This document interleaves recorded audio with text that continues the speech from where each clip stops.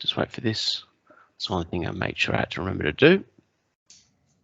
Just wait while this started. Okay, recording has started. So yes, so the SydBUG provides a platform for people to facilitate, share, and encourage innovative ways to implement Bluebeam in the digital environment. It's a diverse group and covers a wide variety of sectors and industry in the construction space. And the meetings are organised and hosted and just organised through industry, like myself, and there's a few other Bluebeam champions in Sydney. There's also a Melbourne bug as well. Sorry, just.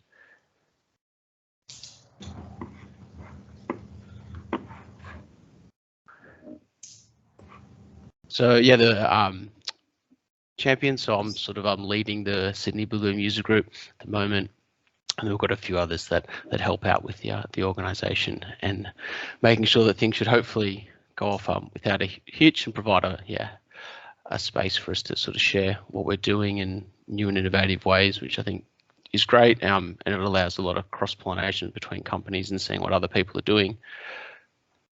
Go to the next slide. Yep. So today I thought would have a bit of an extended presentation from Liz Larsen, who's a structural project engineer for Stewart and a huge Bluebeam enthusiast, presenting in from all the way over on the eastern seaboard of the United States. So we owe her a massive thanks for staying up and presenting, because it's getting quite late over there. Liz also has a blog, which I will send a link around in the chat in a moment. It's great. It provides a lot of good tips and tricks and things that you might not know Bluebeam can do, and also just allows you to get more out of the software. I suppose most of the people in this call have been using it for quite some time, but it's really interesting seeing what actually else is available and what else we can do, use the software for, and things you might not have actually seen, which at the moment, New South Wales, for example, is going in and out of lockdown, like most of the country, and sometimes you sort of forget what it can do and how can it help us to do our jobs better and staying efficient. So that's why I reached out to Liz to get her to just do more of a extended tips and tricks presentation to hopefully sort of show off, show some of the things that she does, and hopefully it translates into what we're sort of doing. So, Liz, I hope you can hear me. I know you're on the call. Hey, hi. Can you hear me? Yep, I can hear you. So. Awesome. So I'll hand it over to you. You should be able to share. Okay. And yeah, I'll stop presenting. And yeah, again, a massive thank you. And I think everyone should take this opportunity to pay attention and ask questions and get the most out of it. So thanks again. Thanks. Can you see my screen? Yep. Cool. So this is my blog, and he'll pass the link around, but it's just lizlarsen.me.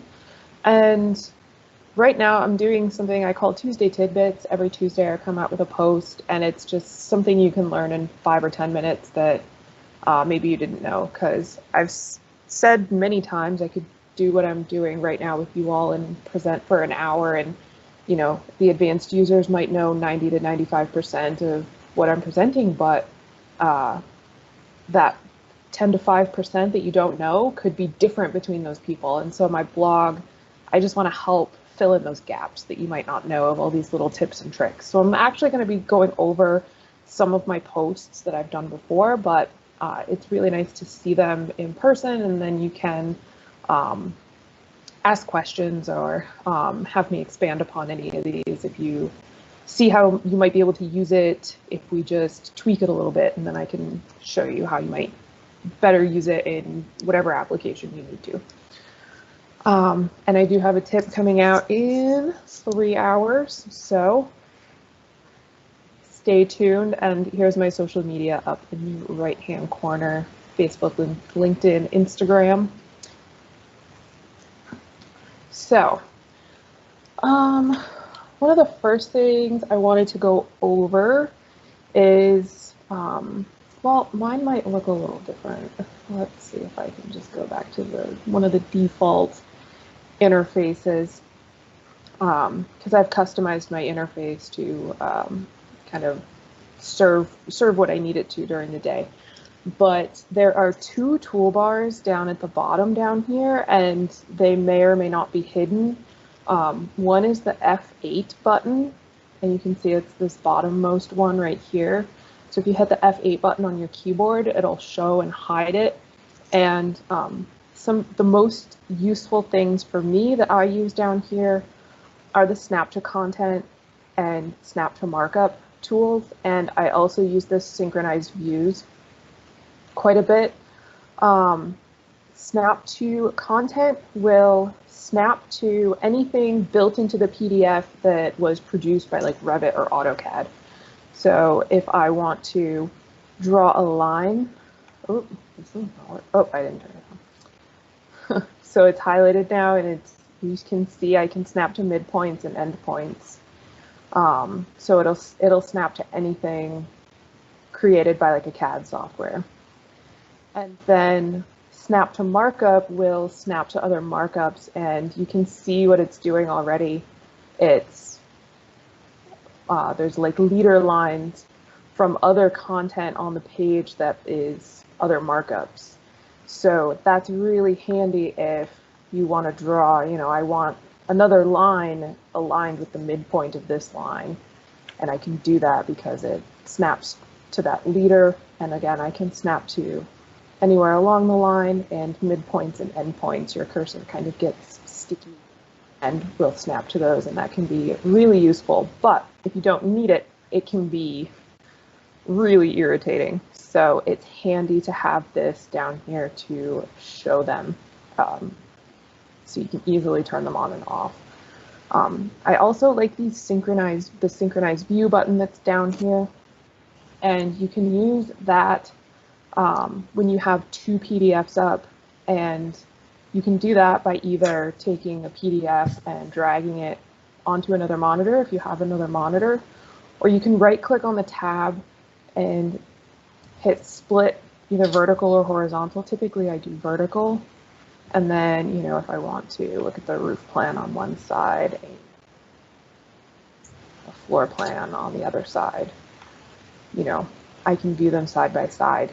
And this is handy because, let's see, let me find some sections that are similar. Okay, I can come down here to synchronize views, and I'll synchronize the page. And now when I move, they'll move together. So for instance, like here, you have different floor plans, like maybe a roof plan and a foundation plan, or a first and second floor plan that you're comparing. Or you can compare between disciplines. Like sometimes I'll have my structural drawings on one side and the architect's drawings on the other side. And it's a really easy way to coordinate between your two pages. And then this little arrow here, if you say synchronize document, that will actually switch pages when you switch pages. So right now it's just on page, so I can switch to a new page and this one stays where it is. If this was on document, for instance, if I had an old structural set and a new structural set and I wanted to compare the differences, I could click document, and this one I switch to page 2, this one will then switch to page 2, and so on and so forth. And I can kind of go through and check page by page, and they'll stay synchronized on the same page. So that toolbar is hidden and shown with the F8. The toolbar above it is the F4 button, and that one should definitely be on by default, but in case you accidentally turned it off, the F4 button will turn it on and off for you.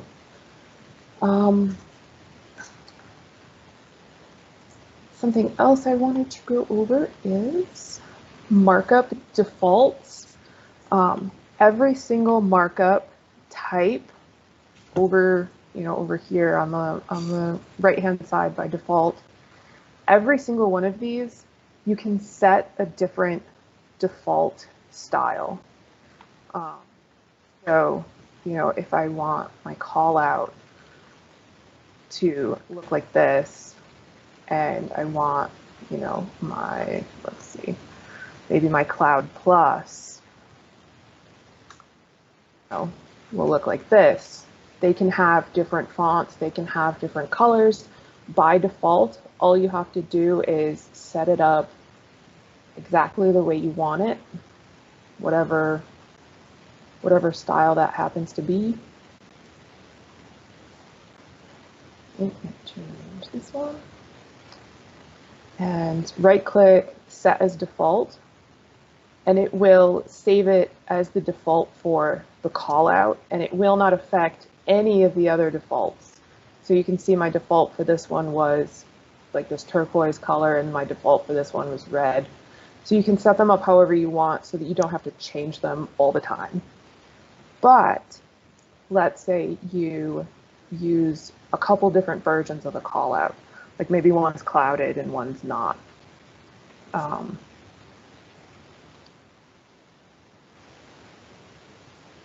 What you can do then is there's this thing called My Tools, and that is unique to you. It's saved on your own machine, your own local computer.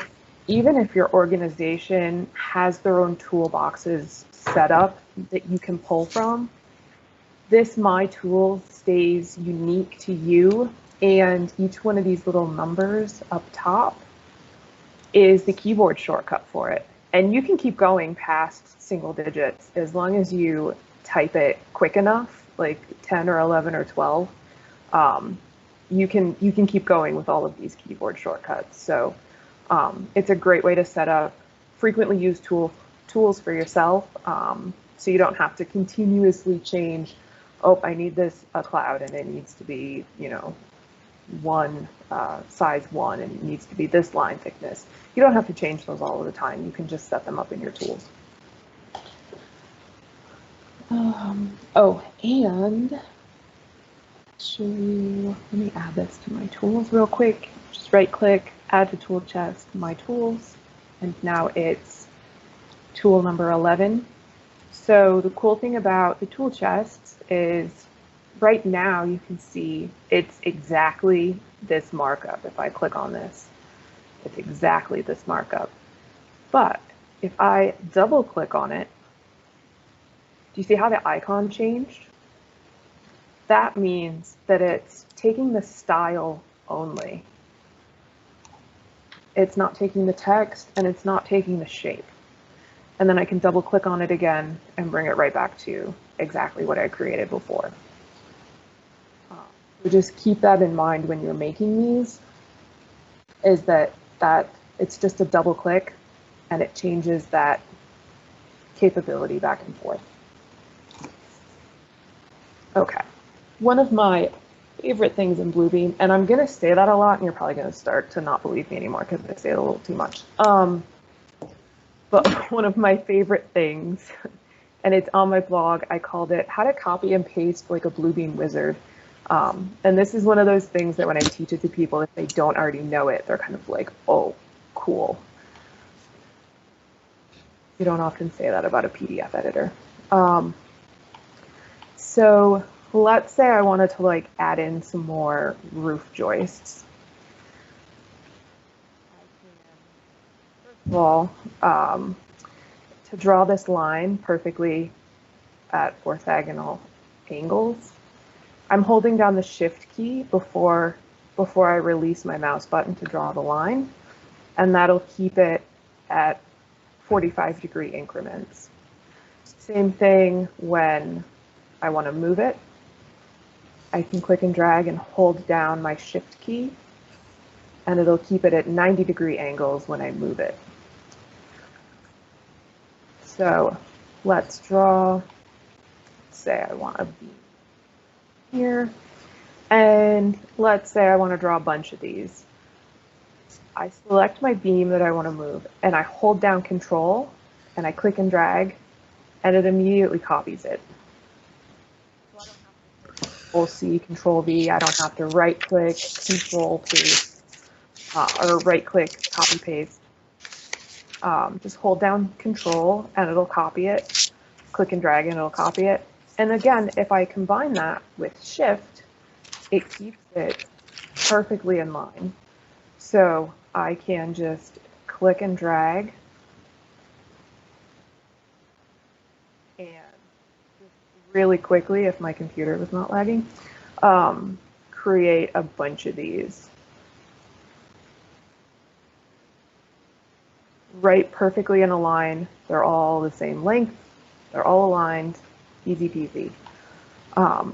And then if I wanted to fix these because they're not perfectly spaced, I can click and drag over them to select them all, right click, go to alignment, and come down here to distribute horizontally.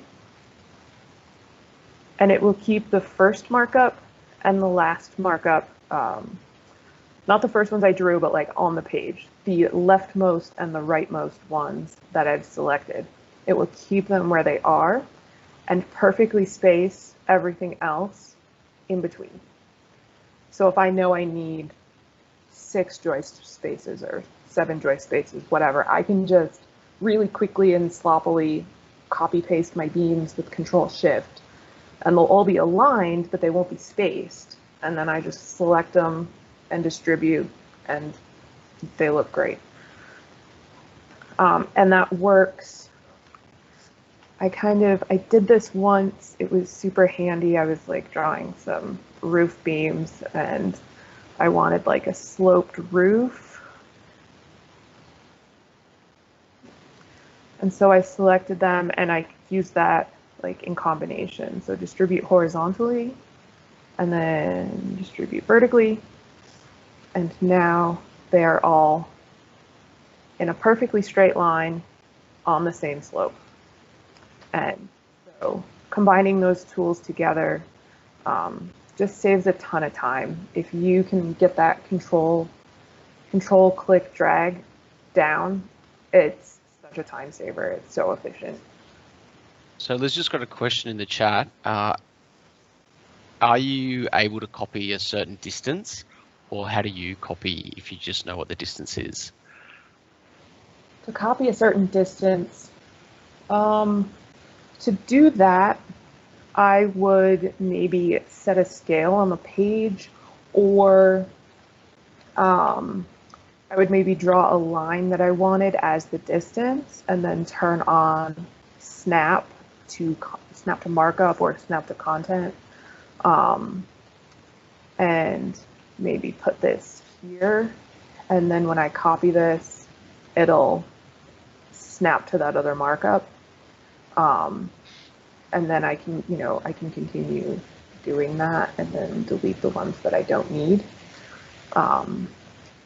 Can't specify a distance to copy like you might in AutoCAD or Revit, where you use the move button and then type in like 4'11" and it just pops it over to 4'11". I'm not aware of any way you can do it like that, but I would do something like this where I draw like a temporary markup that's the length, the distance that I want, and use it that way. Awesome, thanks.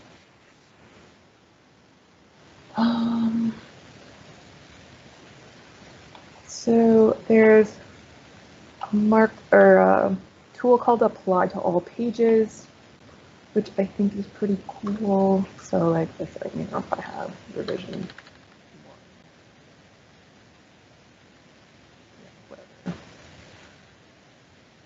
Turn that off because I really find it irritating when I don't need it. And you can right click, apply to pages. So this is Bluebeam 2020. I believe in Bluebeam 2019 and previous, it would just say apply to all pages. But in Bluebeam 2020 or Bluebeam 20, you have apply to pages, and you can actually specify with a little more detail what pages you want to copy it to. But it's just a handy way to put something on all pages. I've used it before with maybe like a superseded stamp, like it's an old set and I just want to put the word superseded in big letters across it. And then I can right click apply to all pages and it pops into all pages.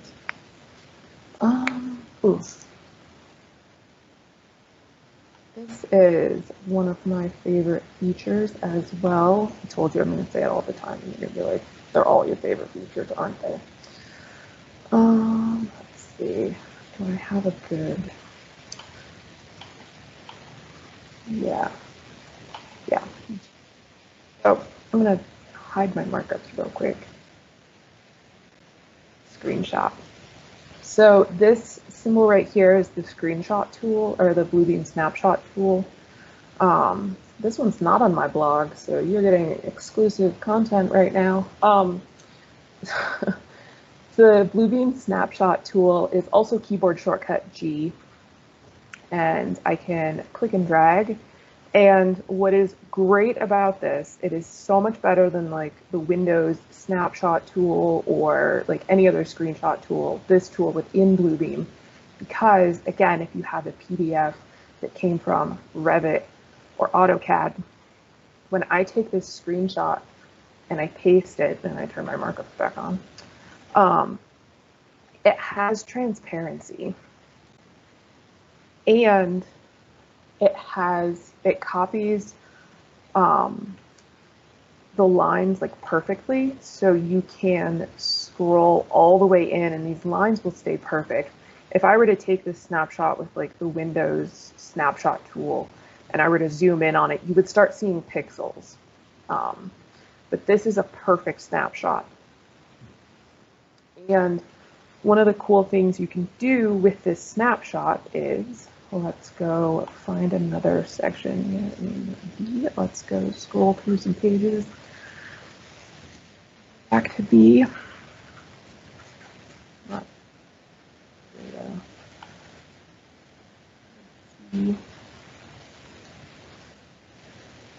Yep.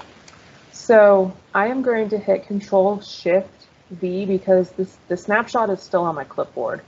So Control-V pastes, but Control-Shift-V pastes exactly where I copied it from, which is why I am a big proponent of, in Revit and AutoCAD, making sure all of your similar floor plans are in the same place on the page, because then you can use this paste in place and they will paste perfectly on top of each other if you paste it to another plan.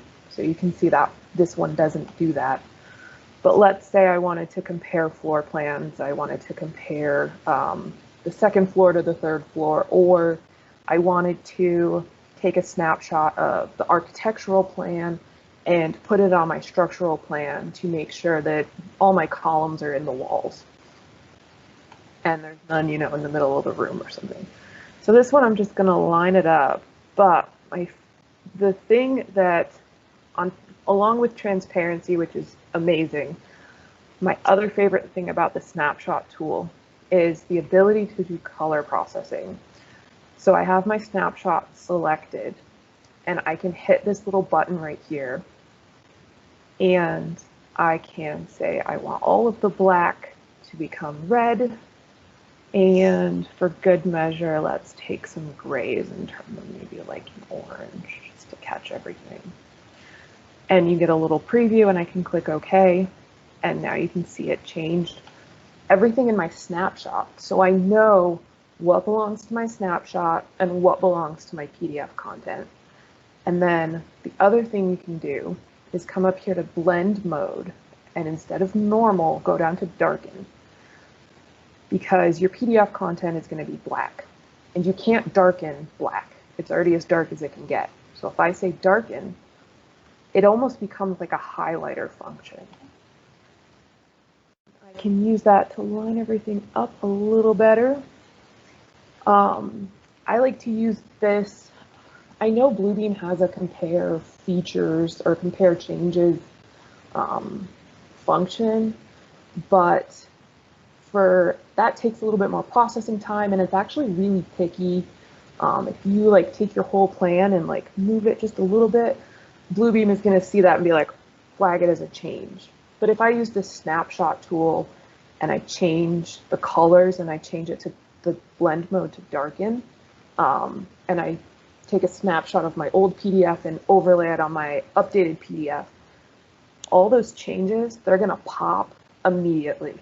because everything that's the same is going to overlay perfectly and look black, because it's just like the black's not going to get any darker and your red's going to layer perfectly on top of your black. It's just going to look black. And only the changes are going to pop out as a color. And I love the snapshot tool, and I do that all the time. Another way this is useful, let's see if I have my signature somewhere. There it is. So this is a PDF of I made of my signature. I can take the snapshot tool and use that, and come over here and see how it has a white background. But because I use the snapshot tool, I can come up to blend mode and say darken. And now it looks like I signed. Like, if your jurisdiction accepts digital signatures, this is a great way to do that. It's a great way to sign like letters or what have you, is to make a PDF, a high quality PDF of your signature, and use the darken blend mode with that keyboard shortcut G snapshot tool.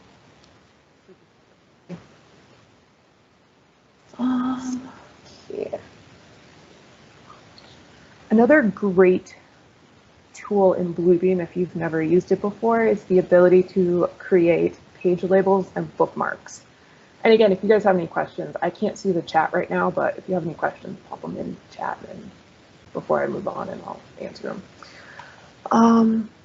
So you can automatically create page labels and bookmarks based on content in the PDF. And this works even on scanned PDFs, but it takes a lot longer on scanned PDFs. But it will, and it has a lower success rate of figuring out what it is because it's a scan. But if it was made in a CAD program of some kind, Revit or AutoCAD or what have you, it works great. So, and once you've made either page labels, which is here, or bookmarks, you can, with like 2 clicks, do vice versa. So I'm going to start with page labels, and I'm going to click this little like starburst looking thing. It says create page labels, and I'm going to say page region, and then I'm going to select the area on the page where my text is that I want to grab from. And I'm going to try to encompass the whole area where there might be text.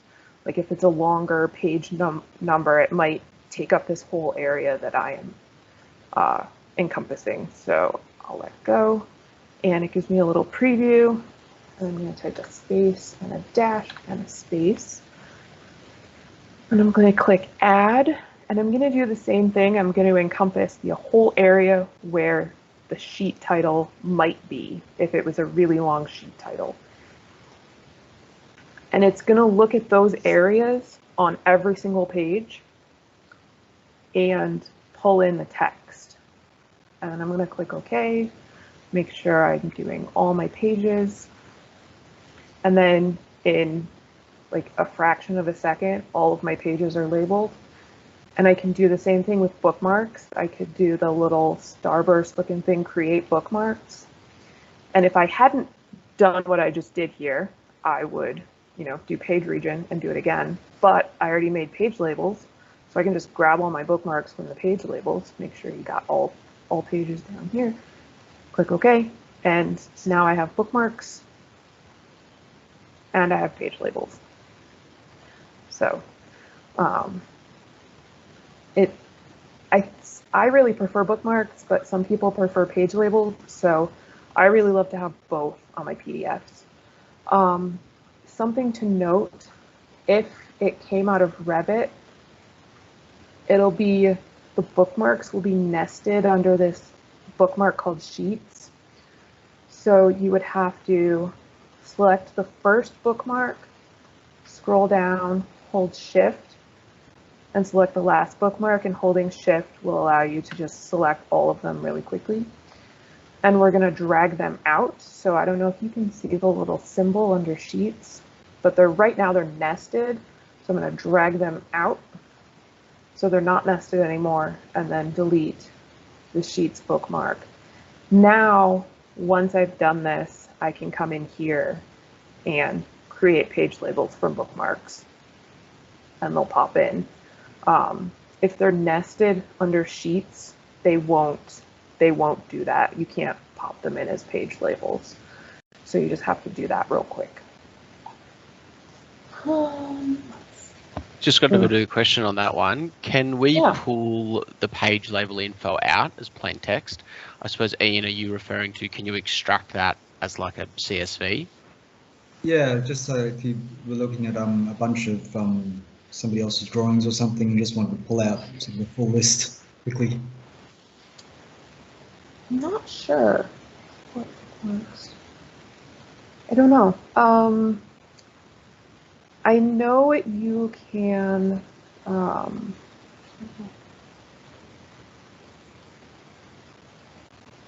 Those didn't update. That's cool. I know you can export bookmarks, but I think that exports them as a separate file that you can import them again. Right now, the page labels didn't update down here. So they, instead of saying page 1, it should say, you know, this. Maybe it's because I brought them all. And do that from page labels. No, you still say page 1. I was going to say you can export like a CSV summary, so of your markups. So that might be a way to get page labels. Other than that, I'm not really sure how to export them. Sounds sensible. Cheers.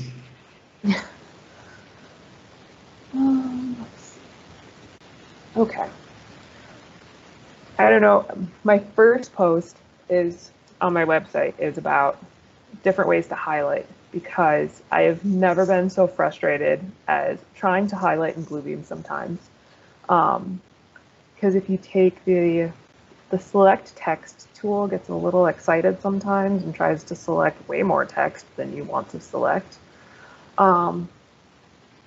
Especially if you're on like a plan like this, it'll just like, I'm sure many of you out there know exactly what I'm talking about and feel my pain.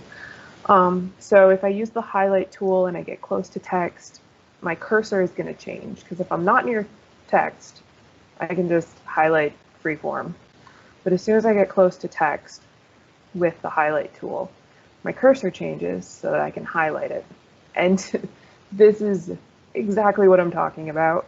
It just goes and it's like, oh, let's highlight all this text, even though I only hovered over this CF8 right here. So there's a few ways you can highlight text with less frustration in Bluebeam. One of them being select your highlight tool, and so I said like the cursor changes as soon as I get near text. So what I'm going to do right now is I'm going to hold down the control button on my keyboard, and it forces it to not select my text, and I can just freeform highlight. And I can force it to not stick. There are some advantages to actually having it stick to your text. That highlight, when you look at your markups list, the highlight will actually, the text that you're highlighting will actually come down here in the comments. So it's a great way, like in some of our building codes, I highlight things that are important to me. And because I actually had the highlight stick to the text, it's all in the comments down here. So I can scroll through my markups and look at my highlights and find the things I'm looking for because the text is automatically populated down there.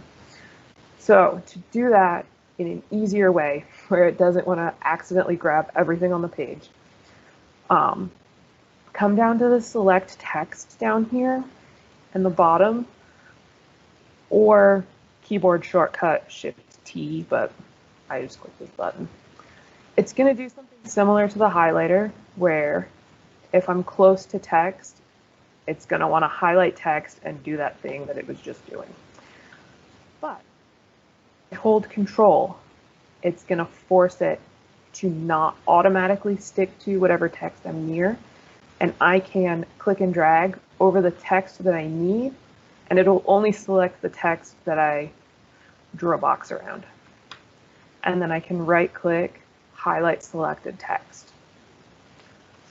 And another nice thing about when you highlight, when you highlight and it sticks to the text, is that I can't move it. It's actually on the text, so there's no way for me to accidentally relocate it.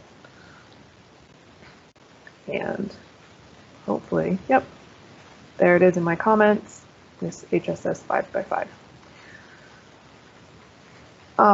Another way you can highlight text that I use for checking shop drawings is you can come into search. I could say that. I'm going to do a full document. Do something. Okay, CF8, current document, search. And then give it a second. I'm going to click the first one, and just for demonstration purposes, hold Shift, click the last one, right click, highlight. And now all of my search terms are highlighted. This is also handy if you've got a ton of text and you're having trouble like finding exactly where on the page it is. This is a great way to, like I said, check shop drawings. Usually like trust shops, at least here in the United States, they name them all sorts of crazy part names, and then I forget which ones I checked and which ones I didn't. So I'll just do a search for the trust name, check to make sure it's okay, and then I'll right-click highlight, and I know that I've checked them, and I move on to the next trust name. So that's just another way you can highlight. Grouping. So yeah, let's do one of these. So this tool in my tool chest is a group, and you probably know what grouping is in Bluebeam. You can draw a bunch of markups, select them, right-click, group, and then if they're already a group, you can click ungroup, and they basically just behave as one markup. I like to, sometimes I want to draw this section and I want to draw it all the way through my footing, and I don't want to ungroup my markup and rearrange it and then regroup it. You can actually move things around without ungrouping. And you do that by, you select the group, and I just hold down the Alt key, and it gives me every grip of every markup that's part of that group, and I can click and drag them individually. So I want to move this, and I know that I selected it because the little grips turn purple on whichever one is currently selected. So I'll select this one, and the little grips turned purple so that I know it's the right one. And I'm still holding Alt, and now I'm going to hold Shift. I'm just going to move this out, and I'm going to click and move that out. And I release the Alt button, and everything is still grouped together. I didn't need to ungroup it. You just hold the Alt button and move what you need to move. You can ungroup, like remove one item. You can delete an item from a group. It actually gets rid of it, the item. And same thing, hold Alt and then click on the thing you want to get rid of. Make sure the little grips turn purple. Release the Alt button, and then right click, and you can delete that element from the group without ungrouping. I find this really handy when I have a group that's like maybe weld symbols or something like that.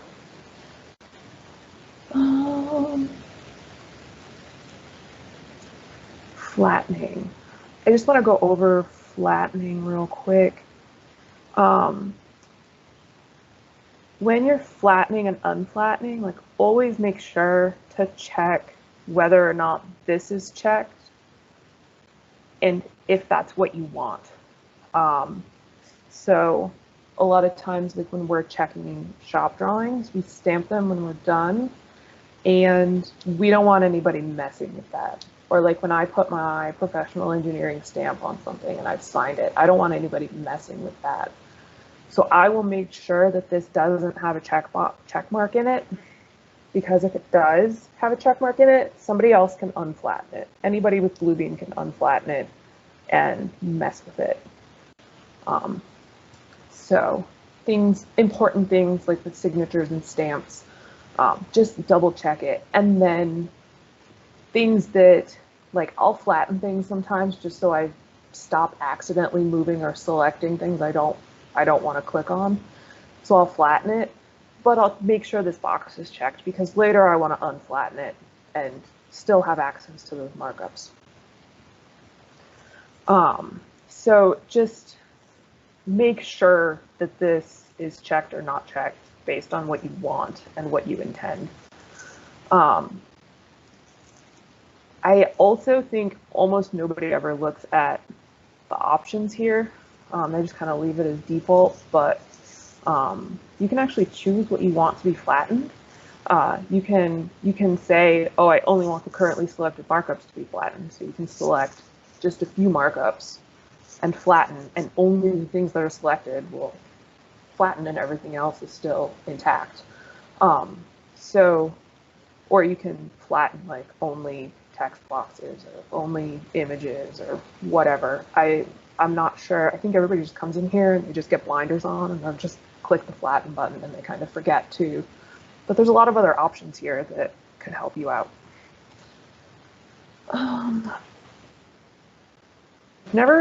My next tip, I've never tried it in this particular PDF, but we're going to try it live and we'll see if it works. Sometimes I'm looking at sections and I'm not quite sure like where this one happens on plan. So most of the time, watch it not work when we're live. Most of the time, if it came out of Revit, you can type like a 10 space and then my section number or the sheet number and click search. Fingers crossed. And there it is on plan right there. And then there's the other instance. Because sometimes you're like, did they even cut this section on plan? Like, where does this happen? Really 2-second way to find out where it happens on plan. Just got a question regarding flattening. Can you unflatten just one thing that has been flattened and not the whole PDF? No, it unflattens the whole thing. But you can flatten layers. You can flatten layers individually. That's how I'll do that. Yeah. I don't use layers too much. I should use layers more. They're handy, but then I kind of forget that I use layers. So I like to put a big note to myself like, hey, you used layers. Come back to this. Turn on your layers. So yeah, that's a good idea. Because I sometimes, genres. Yeah, that's what sometimes I do. I have a layer that's just called flatten, because sometimes I'll be putting white boxes over things to clear up the sheet before I mark it up. And then sometimes if you don't put it on a layer, then you've got to unflatten the whole thing and it just becomes too convoluted. So that's how I do that sometimes. That is a good tip. I'm gonna do it on my blog sometime. Is it okay if I steal it? Absolutely, go for it. Sweet. See, I love tips like that, and that like we can all learn from each other. Let's see. That is all I have on my list. I do want to go over real quick because longtime Bluebeam users who aren't as technologically inclined, I think don't necessarily notice that the newer versions of Bluebeam, all of the properties you need for a markup show up here now as you need them. So if I deselect my markup, there's nothing up here. Oh, it's and when I select my text box, it gives me properties that are only relevant to text boxes. And I can, do a call out. Give me properties that are only relevant to a call out. A lot of people I know that have been using like Bluebeam 2017 in the past, and where it didn't have that feature, they have like a customized interface, and they have all of these things up here taking up space, like manually put in, but Bluebeam gives them to you dynamically, automatically based on what you've selected. And I also think not enough people come into this style settings where you can like center and bold and underline your text, and even like increase your margins if you want. And you can do like subscripts and superscripts. If I were to like highlight this too, come into style and click on superscript, it'll just do way to do units.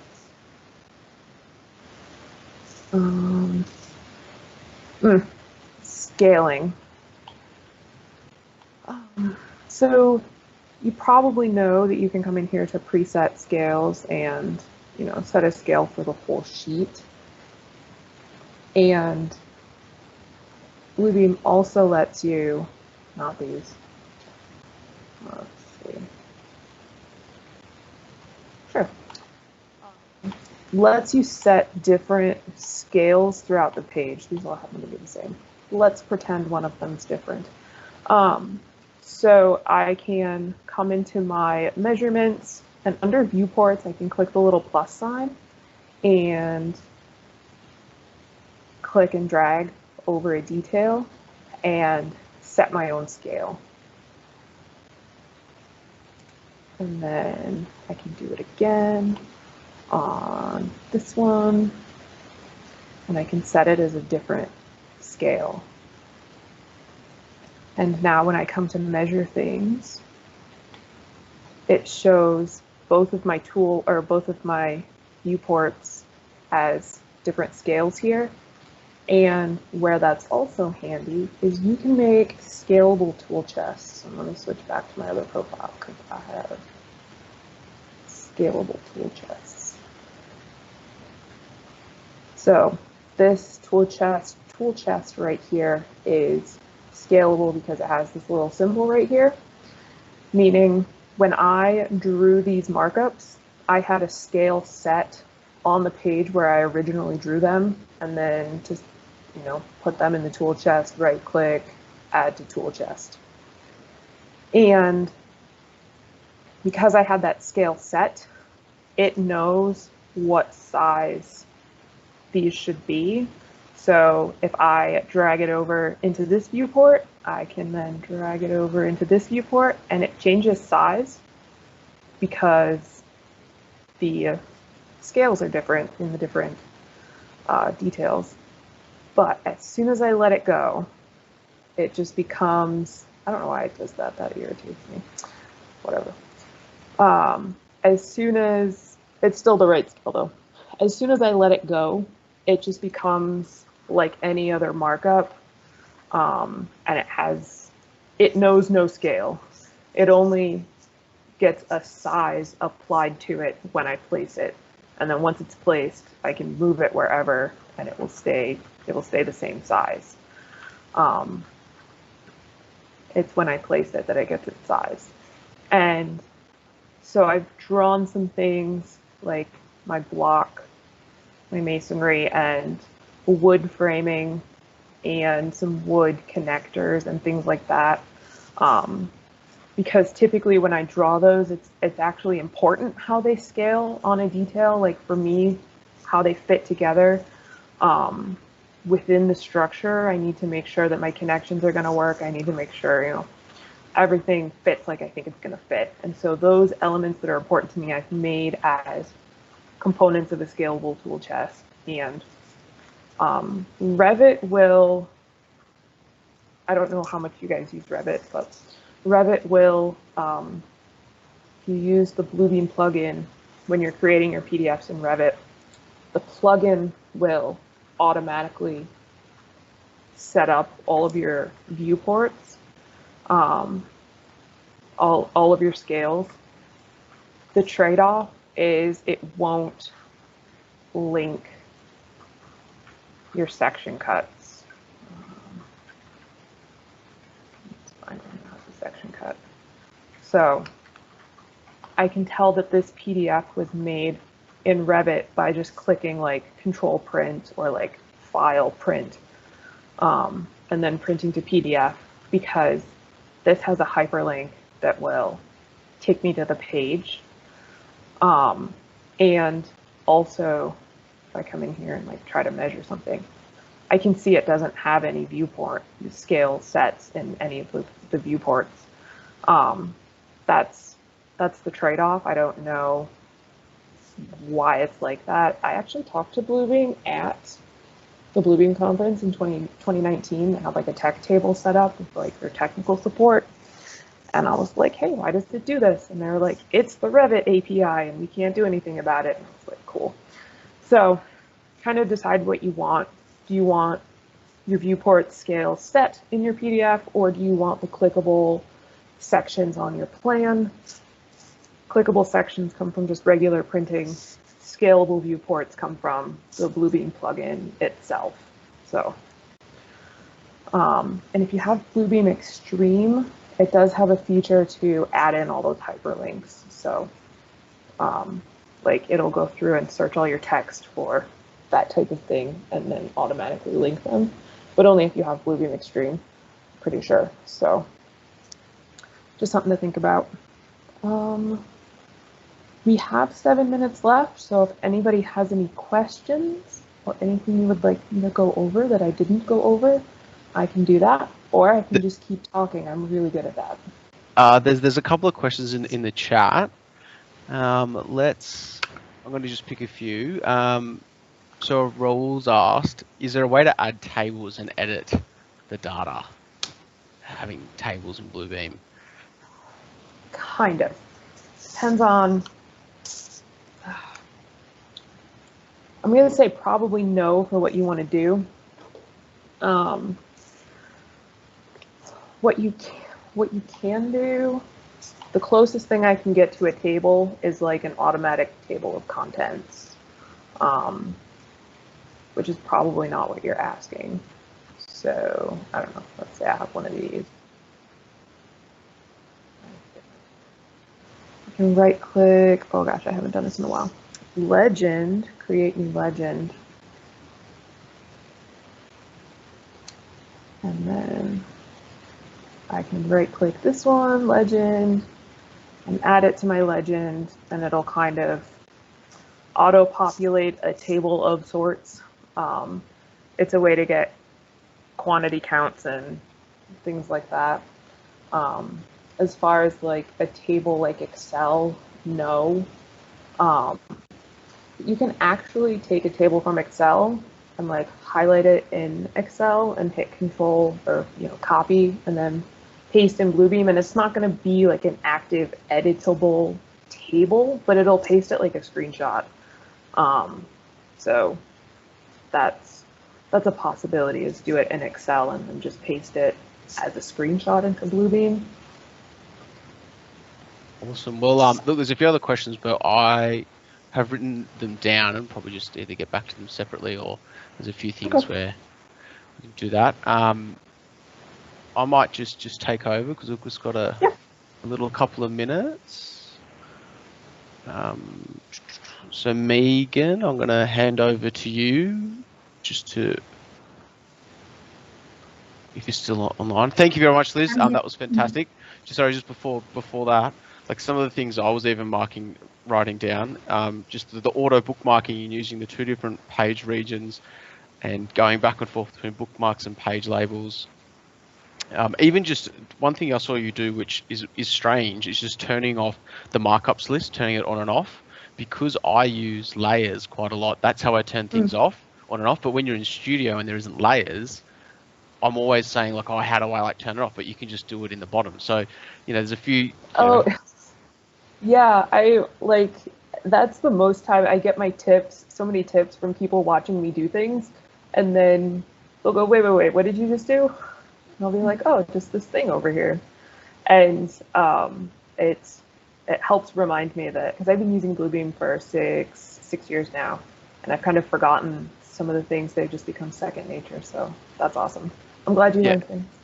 Yeah, absolutely. And there's a few questions, but we'll either touch base afterwards or put you can hit me up on my social media too. I will answer your questions on LinkedIn. Awesome. But anyway, thanks again, and over to you, Megan. Thanks, Nick. Nick, do you mind if I share my screen? I've just got an extra slide in there. Is that going to work? Yep.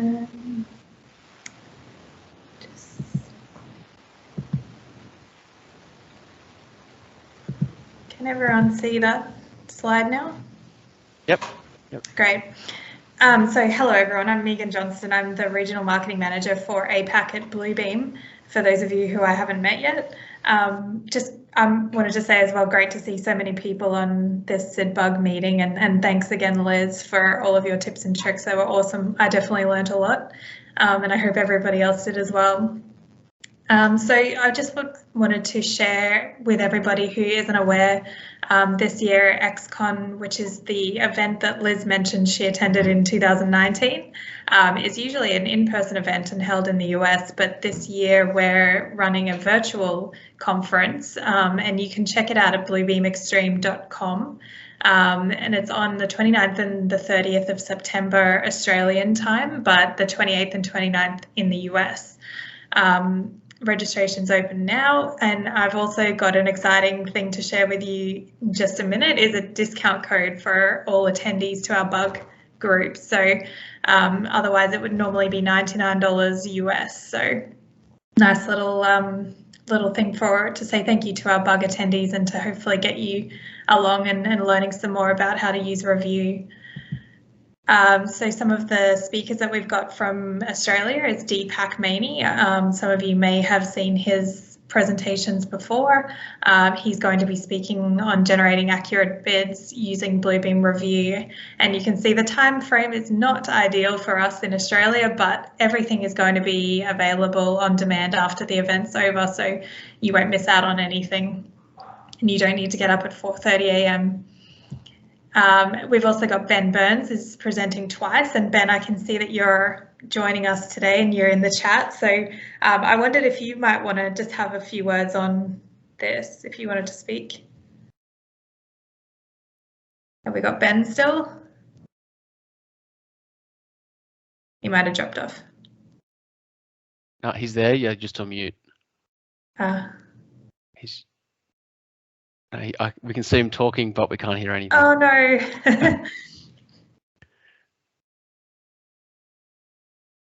Not going to work. Potentially not. That's okay. Yeah.